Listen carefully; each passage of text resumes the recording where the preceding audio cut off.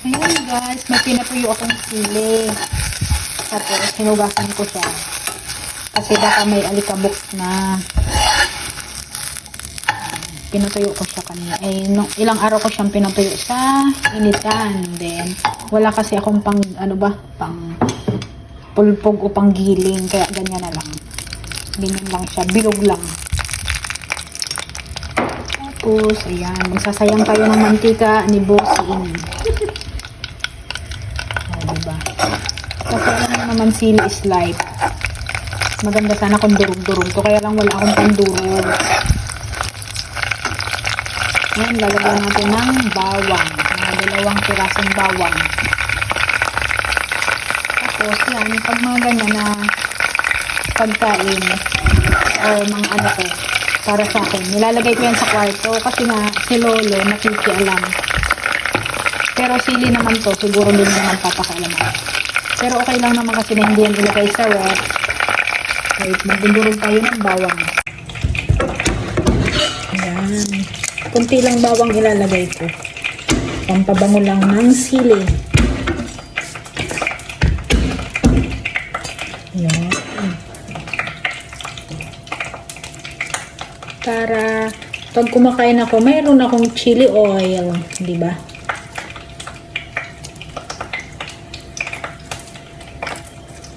Kasi alam nyo naman na hindi ako nakain ng walang sili. Sili is life sa aming mga Bicolanos, Bicolanas. Diba? Sa mga Bicolano dyan. True, diba?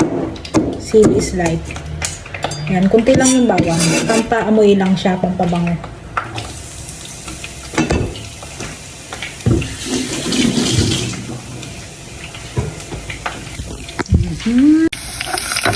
At ayan na nga ang aking sili.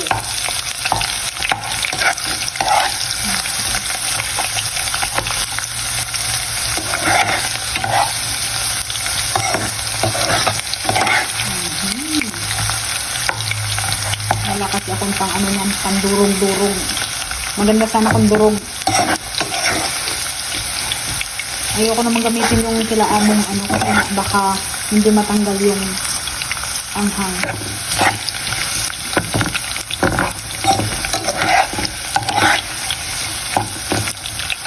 Ayan.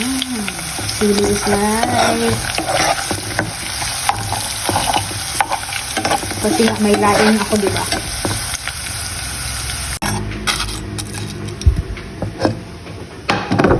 Ayan. Kasi nga crunchy na siya, mabilis na siyang durugin, o diba? Kanina, medyo ano yun. Kasi nga,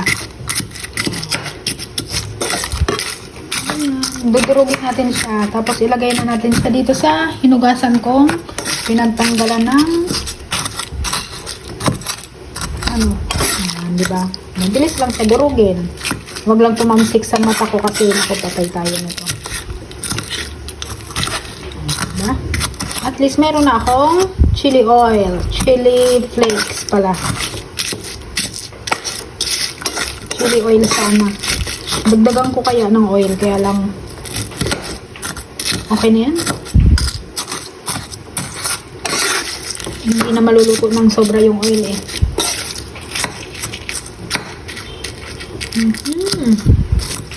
O diba? Dudurugin ko na lang siya. Tapos ilagay ko dyan sa garapon. O diba? Ayoko kasi gumamit ng gamit nila among pang durog kasi baka hindi matanggal yung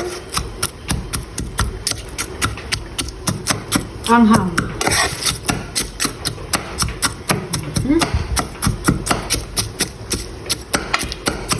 Diba? Durog na siya. Kulang pala yung oil. Kunti lang nilagay kong oil. Hindi olive oil ang nilagay ko. Yung ano lang. Yung sunflower oil na pang cooking ha. Cooking oil. Sunflower. Yung kasi ang gustong gamitin nila amo lagi. Kasi mabango yun. Mabango talaga siya. At ayan na nga. Durog na. Tapos kailangan ko lang patuyuin to. Pag tuyo na yan, saka ko siya ilalagay. Maya-maya. That's all for today's video. Bye-bye. Pakita ko yung ano na to. Habang nasa garapo na. Ayan. Nilagay ko siya ulit sa ano, kasi dinurog ko siya, tapos nilagyan ko siya ulit ng oil, kasi nga, di ba, gustong gusto ko nga to, para hindi siya mabilis maubos. Grabe ang bango niya. Nanunuot yung bango sa, ano, kaya lang maanghang talaga. Ilang beses na ako nag-check. At ayan na nga, luto na siya. Tapos, papalamigin lang natin siya. Tapos, dudurugin ko pa siya ulit. Hindi yan madudurog hanggat hindi malamig. Kasi nga, ang crunchiness niyan is lalabas kapag hindi na siya mainit. Ayan. Diba? Tapos, ayan na, tuyo na rin tong bote na paglalagyan ko. Mamaya ko siya lalagay sa bote. Ayan na nga. That's all for today's video. At ayan na nga, tapos na siya. Kailangan ko siyang ilagay dito sa kwarto kasi baka pakialaman ni Lolo. Ayan, doon lang siya. Kaya nandito yan mga lahat kasi nga pinapapak ni Lolo.